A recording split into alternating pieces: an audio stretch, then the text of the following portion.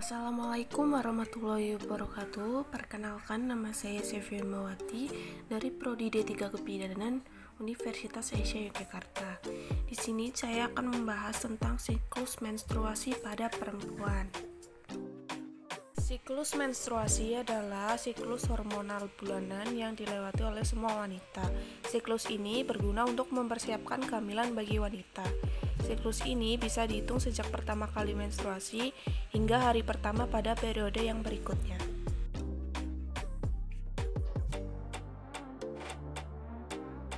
Menstruasi sendiri yaitu mempunyai arti pendarahan yang terjadi akibat luruhnya dinding sebelah dalam rahim atau endometrium.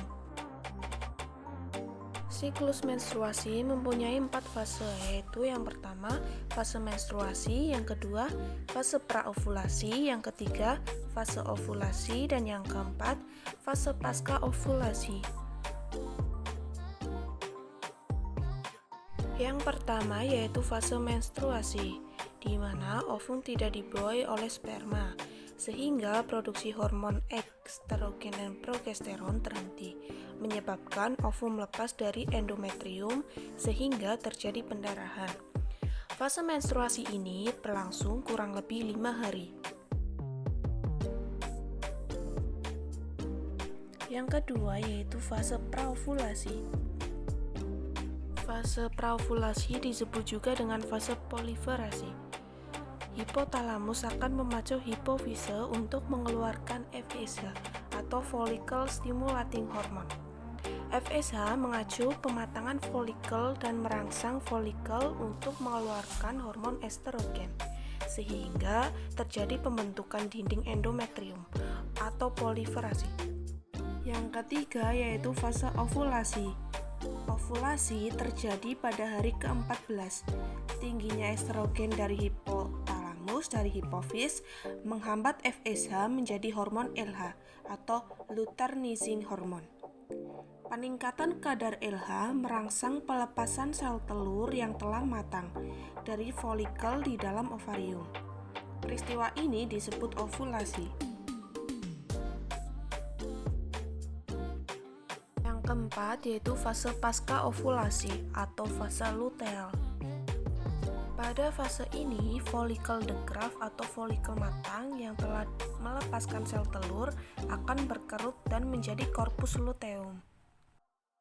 Korpus luteum mengeluarkan hormon progesteron. Jika tidak terjadi pembuahan, korpus luteum akan berubah menjadi korpus albikan yang hanya sedikit mengeluarkan hormon, sehingga kadar progesteron dan estrogen menjadi rendah. Keadaan ini menyebabkan terjadinya menstruasi.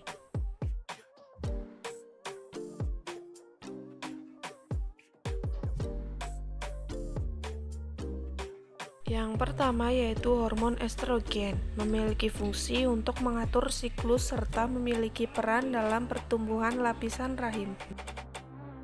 Yang kedua yaitu hormon progesteron, yang berfungsi sebagai penebal lapisan rahim dan mencegah terjadinya kontraksi pada otot rahim.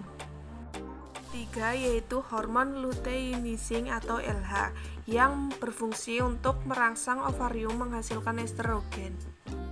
Yang keempat yaitu hormon FSH, yang berperan membantu folikel untuk tumbuh dalam ovarium serta melepaskan sel telur.